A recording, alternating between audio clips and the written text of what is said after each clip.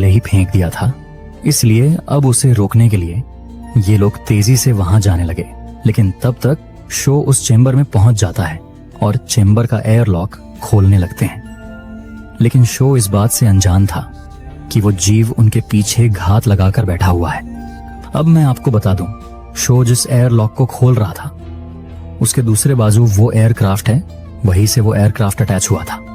उसे खोलने पर शो उस एयरक्राफ्ट के अंदर जा सकता था, क्योंकि उसे लग रहा था कि वो एयरक्राफ्ट उन्हें बचाने आया है, और शो उस लॉक को खोल भी देता है।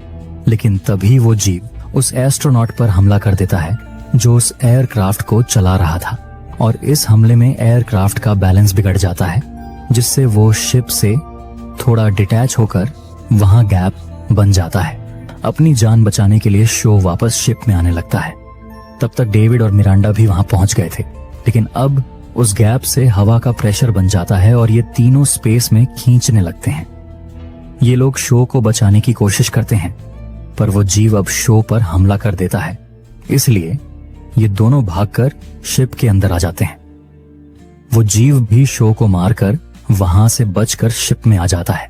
लेकिन अब वो एयरक्राफ्ट बिना किसी कंट्रोल के अपना बैलेंस खो चुका था, जिससे वो इनके शिप पर आकर क्रैश हो जाता है, जिससे शिप की ऑक्सीजन बाहर लीक होने लगती है।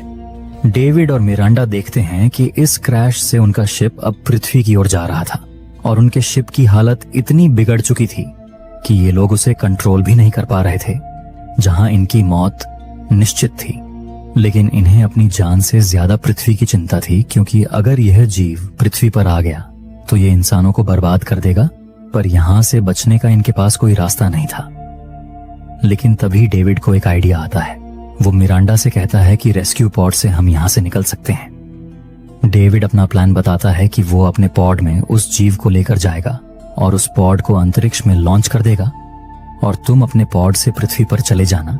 लेकिन मिरांडा उसे अपनी जान इस तरह गंवाने से मना करती है और कोई दूसरा रास्ता ढूंढने के लिए कहती है, पर डेविड कहता है कि इतना वक्त हम